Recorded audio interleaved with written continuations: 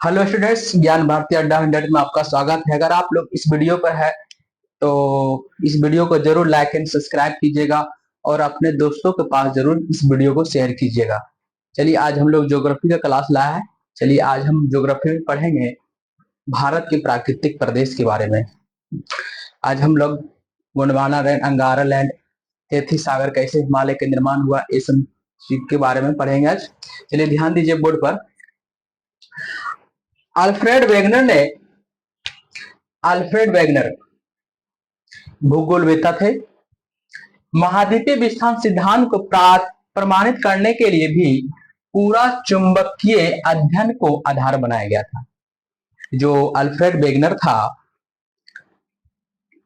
Wegener महाद्वीपीय विस्थापन सिद्धांत को प्रमाणित करने के लिए चुंबकीय अध्ययन करने का इन्होंने आधार बनाया था। कौन? तो अल्फ्रेड वेगनर। ये जो अल्फ्रेड वेगनर है, महाद्वीपीय सिद्धांत के अनुसार भारतीय स्थल पिंड जो है गोंडवाना लैंड का भाग था। देखिए, इसमें समझने वाली बात है, जब पैंजिया महाद्वीप टूटा, देखिए इधर, जब पैंजिया महाद्वीप टूटा तो दो भाग में विभाजित हुआ।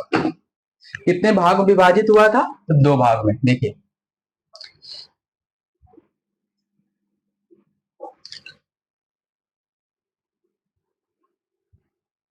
देखिए, इधर जब पैंजिया महाद्वीप टूटा ना, पैंजिया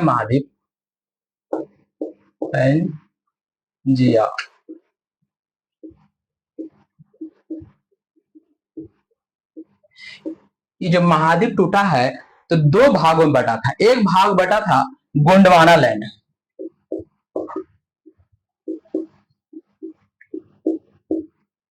और दूसरा भाग बटा था अंगारा लैंड।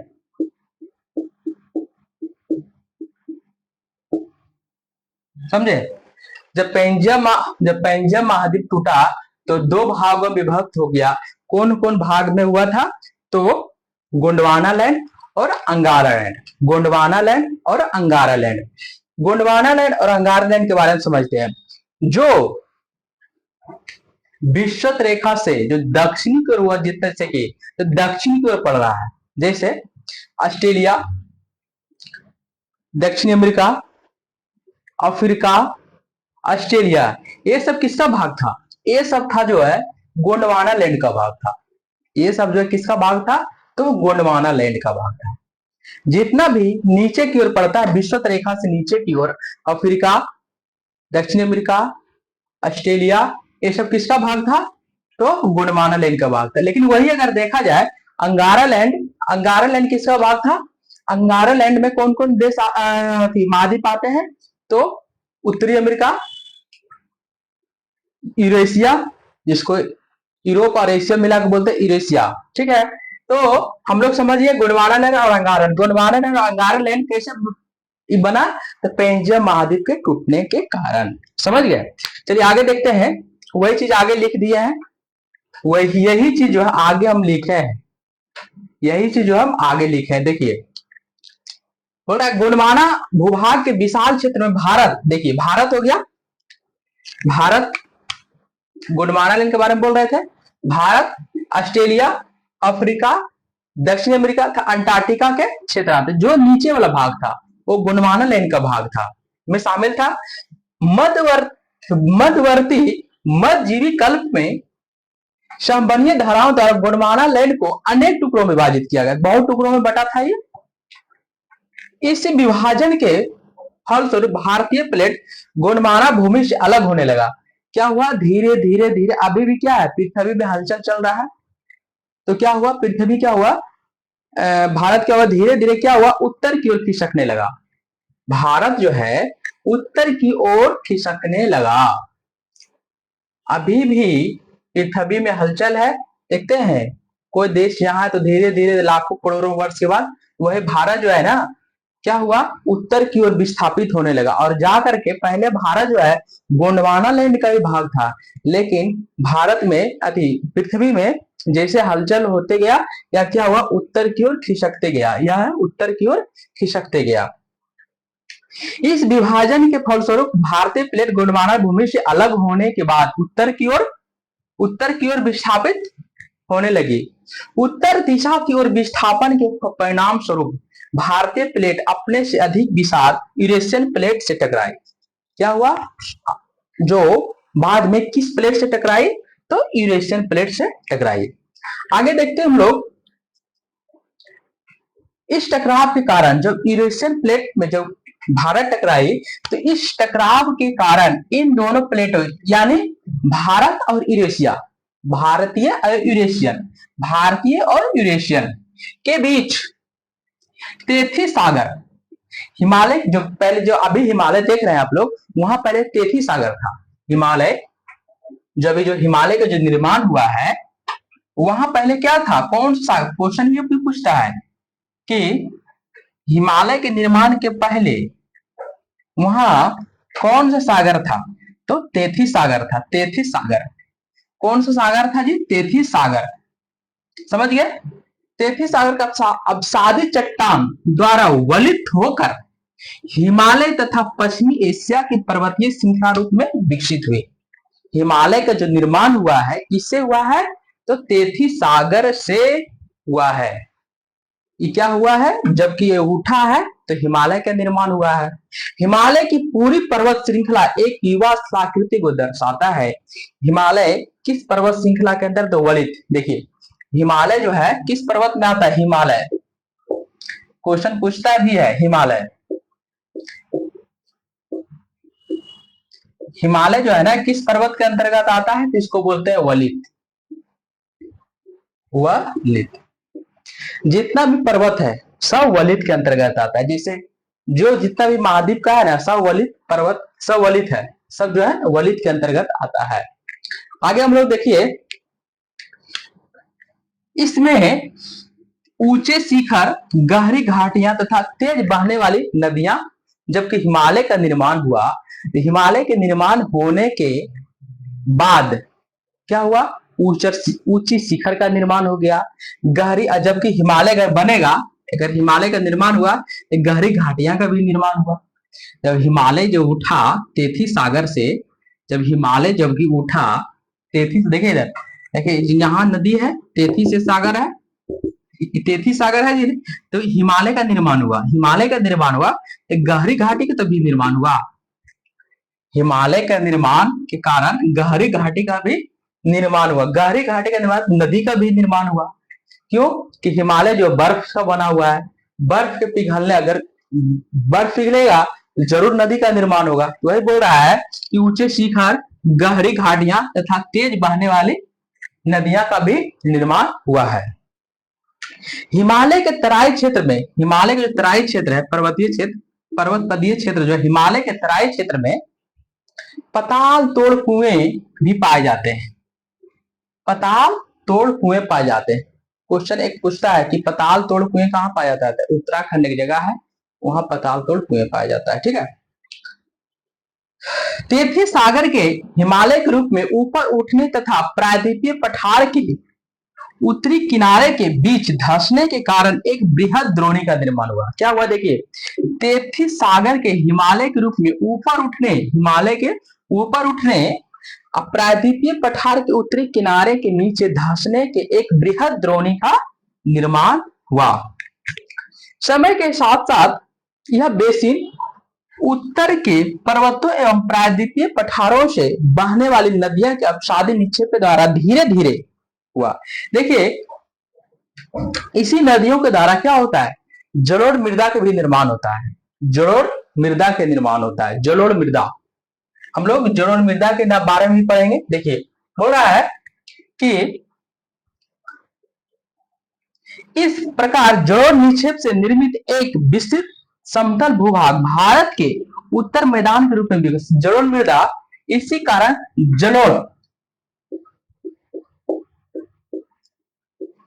जलोढ़ मृदा का निर्माण हुआ। अच्छा बताइए, जलोढ़ मृदा कितने प्रकार का होता है? ये दो प्रकार का होता है। एक होता है बांगर, एक होता है बांगर होता है, एक होता है खादर। एक होता है जड़ों मृदा, दो प्रकार का होता है, एक होता है बांगर होता है, एक होता है खादर। तो बांगर किसको कहते हैं? पुरानी जो जड़ों मृदा होता है उसको बांगर कहा जाता है। पुरानी जलोढ़ मृदा, पुरानी पुरानी जड़ोढ़ मृदा क्या बोलेंगे? बांगर बोलेंगे। लेकिन जो नवीन रहेगा, नवीन,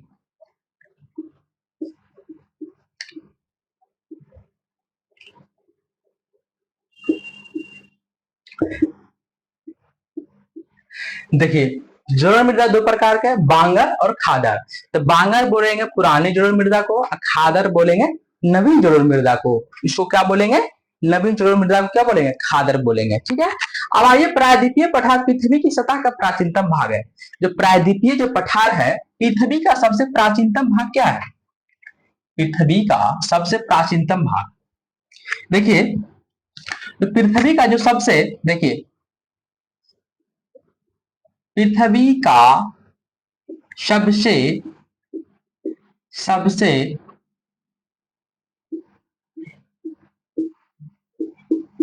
प्राचीनतम भाग जो है, पृथ्वी का सबसे प्राचीनतम भाग क्या है? प्रायद्वीपीय पठार है। क्या है जी?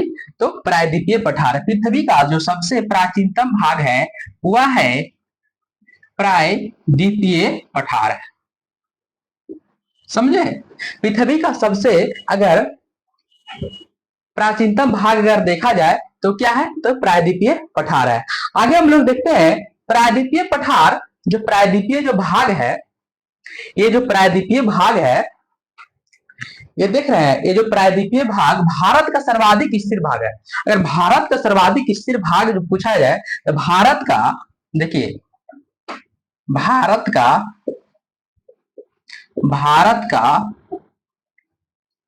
सर्वाधिक स्थिर भाग कौन है? तो प्रायद्वीपीय पठार है। भारत का सर्वाधिक अगर स्थिर भाग अगर देखा जाए तो क्या है? तो प्रायद्वीपीय पठार है। प्रायद्वीपीय पठार है भारत का।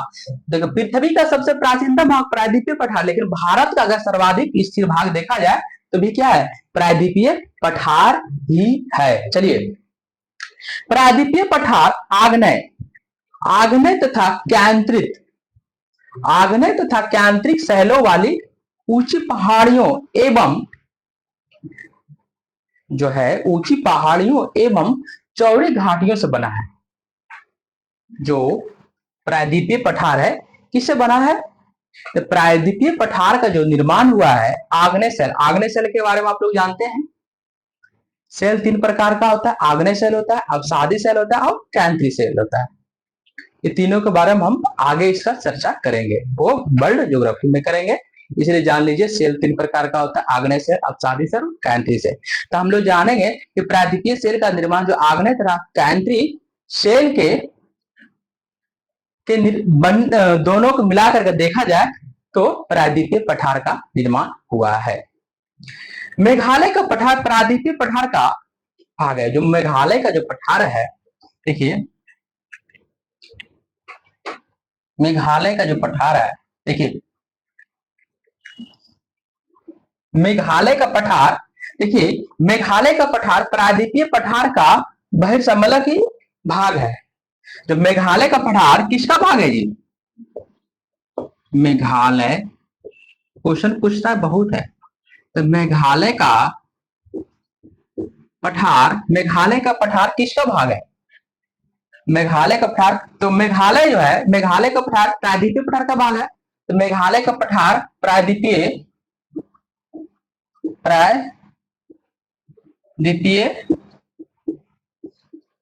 पठार का भाग है। तो मेघालय का जो पठार है किसका भाग है? तो प्रायद्वीपीय पठार का भाग है। यहां तक तो आप लोग समझ गए होंगे। यह एक समतल भूमि है। प्रायद्वीपीय पठार जो है यह एक समतल भूमि है जो भ्रंश के कारण भारतीय प्रायद्वीप से मालदा गैप द्वारा पृथक हो गया। समझे? अब आगे हम लोग पॉइंट देखेंगे। अगला पॉइंट हम लोग अध्ययन करेंगे कि भारत पश्चिमी तट का निर्माण, भारत जो है देखिए, भारत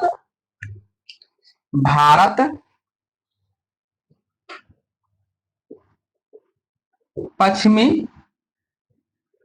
तट का,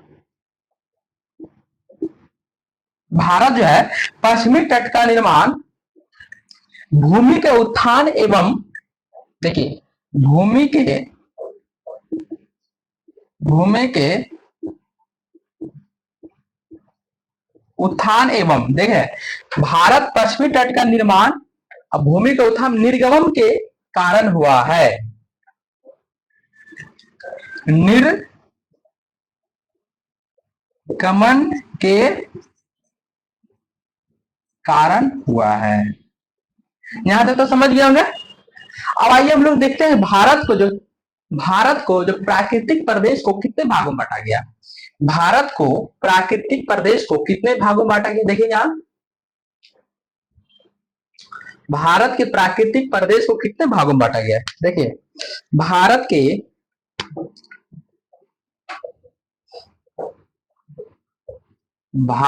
के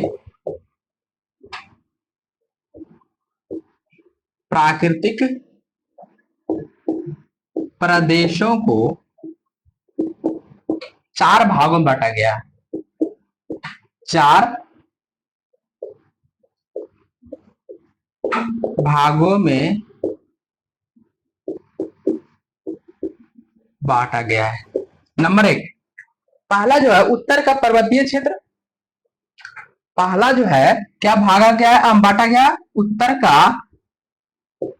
उत्तर का पर्वतीय क्षेत्र। दूसरा देखिए क्या है, उत्तर का पर्वतीय विशाल मैदान, देखिए दूसरा विशाल मैदान।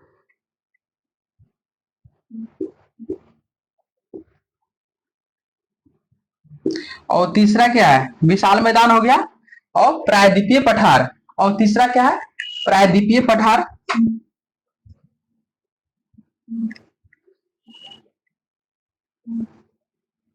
और चौथा देखिए, चौथा जो है पहला क्या है, उत्तर का पर्वतीय क्षेत्र, विशाल मैदान और प्रायद्वीपीय पठार, और चौथा अगर देखा जाए तो तट एवं द्वीप। समझ गए। यहां तक भारत के प्राकृतिक प्रदेश को 4 भागों में बांटा गया है।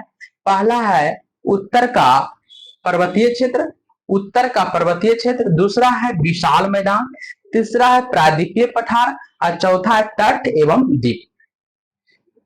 भारत के प्राकृतिक प्रदेश को कितने भागों में, तो 4 भागों में।